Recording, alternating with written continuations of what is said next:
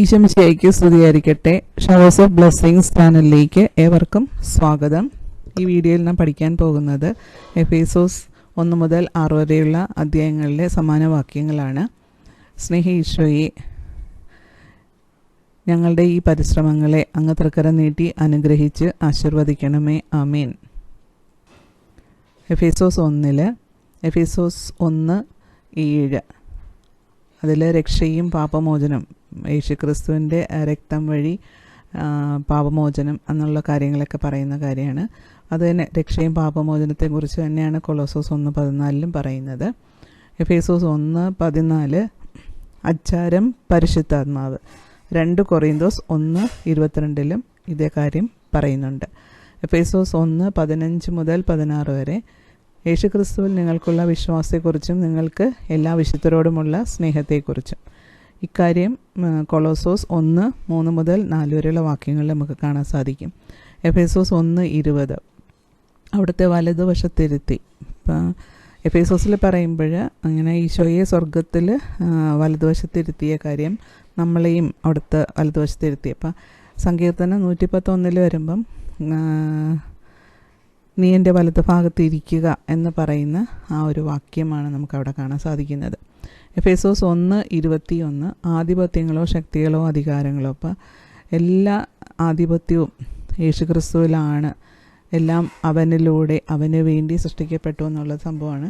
അപ്പോൾ കൊളോസോസ് 1:16 2:10-15 വരെയുള്ള വാക്യങ്ങളിലൊക്കെ ഈ ആധിപത്യം, ശക്തി, അധികാരത്തെക്കുറിച്ച് വീണ്ടും നമുക്ക് കാണാൻ സാധിക്കും. എഫേസോസ് 1:23 സഭ അവൻ്റെ ശരീരം. റോമ 12:15 അതിനെക്കുറിച്ച് നമ്മൾ സഭ ക്രിസ്തുവിൻ്റെ ശരീരം എന്നുള്ള ആ ഒരു ആശയമാണ് വരുന്നത്. എഫേസോസ് 2 സമാന വാക്യമാണ്. എഫേസോസ് 2:8 മുതൽ 9 വരെ വിശ്വാസം വഴി കൃപയാലാണ് നിങ്ങൾ രക്ഷിക്കപ്പെട്ടത്. ഇതേ കാര്യം ഗലാത്യ 2:16 നമുക്ക് കാണാൻ സാധിക്കും. എഫേസോസ് 2:17 അത് വിദൂരസ്ഥർക്കും സമീപസ്ഥർക്കും സമാധാനം. അത് യെശയ്യാ 57:9 നമുക്ക് കാണാൻ സാധിക്കും.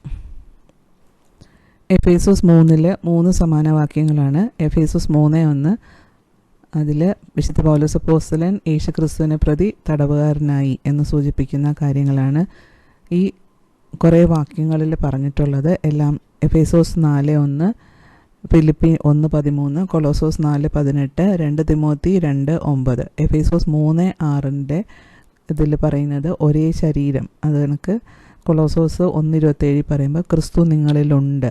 അപ്പം ഇതാണ് മൂന്നാമത്തെ വരുമ്പോൾ എഫേസോസ് 3:9 രഹസ്യം വിശുദ്ധർക്ക് വെളിപ്പെടുത്തിയിരിക്കുന്നു. അപ്പം എഫേസോസ് 3:9 പറയുമ്പം വിശുദ്ധരിൽ ഏറ്റവും നിസ്സാരനായ എനിക്കും രഹസ്യം വെളിപ്പെടുത്തിയിരിക്കുന്നു. അപ്പം കൊളോസോസ് 1:26 ഈ രഹസ്യം വിശുദ്ധർക്ക് വെളിപ്പെടുത്തുന്ന കാര്യമാണ് പരാമർശിക്കുന്നത്. എഫേസോസ് 4 സമാന വാക്യങ്ങളാണ്. എഫേസോസ് 4:2 പൂർണ്ണമായ വിനയത്തോടും ശാന്തതയോടും ദീർഘക്ഷമയോടും കൂടെ നിങ്ങൾ സ്നേഹപൂർവ്വം അന്യോന്യം സഹിഷ്ണുതയോടെ വർത്തിക്കുവിൻ. ഇത് എഫേസോസ് 4:2 പറയുന്ന കാര്യമാണ്. കൊളോസോസ് 3:12-13 വരുമ്പോഴത്തേക്ക് നമ്മൾ ധരിക്കാൻ പറയുന്നത് കാരുണ്യം, ദയ, വിനയം, സൗമ്യത, ക്ഷമ. എന്നിട്ട് ഒരാൾക്ക് മറ്റൊരാളോട് പരിഭവം ഉണ്ടായാൽ പരസ്പരം ക്ഷമിച്ച് സഹിഷ്ണുതയോടെ വർത്തിക്കണം. കർത്താവ് ക്ഷമിച്ച പോലെ പരസ്പരം സ്നേഹിക്കണം. അപ്പം സഹിഷ്ണുതയോടെ വർത്തിക്കുവൻ. അത് കണക്ക് ഇങ്ങനെ ഈ കാരുണ്യം, ദയ, വിനയം, സൗമ്യത, ക്ഷമ അതൊക്കെ ധരിക്കുവൻ. അങ്ങനെ ഇക്കാര്യമാണ് രണ്ടിടത്തും പറയുന്നത്. എഫേസോസ് 4:8 അസംഖ്യം തടവുകാരെ കൂടെ കൊണ്ടുപോയി. സങ്കീർത്തനം 68:18 ഉന്നതമായ ഗിരിയിലേക്ക് തടവുകാരെ നയിച്ചുകൊണ്ട് ആരോഹണം ചെയ്തു. അങ്ങനെ ഈശോയുടെ ആ ആരോഹണത്തെ അസംഖ്യം തടവുകാരെ കൊണ്ട് പോകുന്ന കാര്യം സങ്കീർത്തനത്തിൽ പരാമർശിച്ചിട്ടുണ്ടെന്നുള്ളതാണ് ഇവിടെ നമുക്ക് മനസ്സിലാവുന്നത്. എഫേസോസ് 4:15-16 അവിടെ ക്രിസ്തുവിലേക്ക് എല്ലാവരും വളരേണ്ടിയിരിക്കുന്നു എല്ലാവിധത്തിലും. കൊളോസോസ് 1:9 വരുമ്പം ക്രിസ്തുവിൽ സർവ്വസമ്പൂർണതയും നിവസിക്കണം. അപ്പം യേശുവിലായിരിക്കുന്ന നമ്മൾ പൂർണ്ണതയിലേക്ക് വളരണം എന്നുള്ളൊരു ആശയമാണ് ഇതിൽ നമുക്ക് വരുന്നത്. എഫേസോസ് 5 വരുമ്പം എഫേസോസ് 5:2 ദഹനബലിയെക്കുറിച്ചാണ്. എഫേസോസ് 5:2 പറയുന്നത്, ക്രിസ്തു നിങ്ങളെ സ്നേഹിച്ചതുപോലെ നിങ്ങളും സ്നേഹത്തിൽ ജീവിക്കുവിൻ. അവിടെ നമുക്ക് വേണ്ടി സുരഭില കാഴ്ചയും ബലിയുമായി തന്നെ ദൈവത്തിന് സമർപ്പിച്ചു. അപ്പോൾ ദഹനബലിയാണ്. അപ്പോൾ ദഹനബലിയെക്കുറിച്ചാണ് പുറപ്പാട് 29:18 പറയുന്നത്. അത് കർത്താവിന് പ്രസാദകരമായ സുഗന്ധമാണ്. അപ്പോൾ ആ സുഗന്ധത്തെക്കുറിച്ചാണ് പിന്നെ എസെക്കിയേൽ 20:41 പറയുന്നത്, സുഗന്ധധൂപം പോലെ സ്വീകരിക്കും എന്ന് പറയുന്നത്. അപ്പം യേശുവാണ് ബലിയായി തീർന്ന് നമുക്ക് വേണ്ടിയിട്ട് സുഗന്ധപൂർണമായ ഒരു ബലിയായിട്ട് അർപ്പിക്കപ്പെട്ടത്, സുരഭില ബലി ഒക്കെ ആയിട്ട് അർപ്പിക്കപ്പെട്ടത്.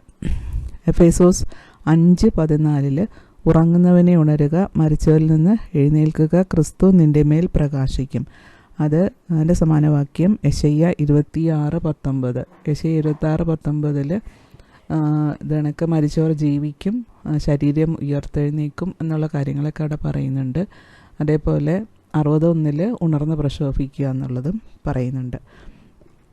എഫേസോസ് 5:19 ആത്മീയ ഗീതങ്ങളാൽ പരസ്പര സംഭാഷണം ചെയ്യുവാൻ. അത് തന്നെയാണ് കൊളോസോസ് 3:16 മുതൽ 17 വരെയുള്ള വാക്യങ്ങളിൽ പറയുന്നത്.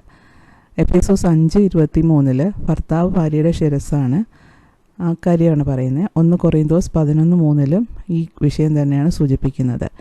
എഫേസോസ് 5:31 പുരുഷൻ പിതാവിനെയും മാതാവിനെയും വിട്ട് ഭാര്യയോട് ചേരും, അവർ രണ്ടുപേരും ഒന്നാവുകയും ചെയ്യും. ഉൽപ്പത്തി 2:24 മത്തായി 19:5 ഇതേ ആശയം തന്നെയാണ് ഉള്ളത്. എഫേസോസ് 6:3 സമാനവാക്യം. എഫേസോസ് 6:2 മുതൽ 3 വരെയുള്ള വാക്യങ്ങളിൽ നിങ്ങൾക്ക് നന്മ കൈവരുന്നതിനും ഭൂമിയിൽ ദീർഘകാലം ജീവിക്കുന്നതിനും വേണ്ടി മാതാവിനെയും പിതാവിനെയും ബഹുമാനിക്കുക. ആ 4ാമത്തെ കൽപ്പനയാണ് അവിടെ പ്രതിപാദിക്കുന്നത്. അത് പുറപ്പാട് 20:12 നിയമാവർത്തനം 5:16 നമുക്ക് കാണാൻ സാധിക്കും. എഫേസോസ് 6:14 അതിൽ നീതി കവചത്തെക്കുറിച്ചാണ് പറയുന്നത്. അത് യെശയ്യാ 11:5 59:17 1 തെസ്സലോനി 5:8 നമുക്ക് ഈ നീതി കവചത്തെക്കുറിച്ച് കാണാൻ സാധിക്കും. കവചത്തെക്കുറിച്ചും നീതിയെക്കുറിച്ചൊക്കെ. എഫേസോസ് 6:15 സമാധാനത്തിൻ്റെ സുവിശേഷത്തിനുള്ള ഒരുക്കമാകുന്ന പാദരക്ഷകൾ ധരിക്കുവാൻ. അത് യെശയ്യാ 52:7 ഈ കാര്യം നമുക്ക് കാണാൻ സാധിക്കും.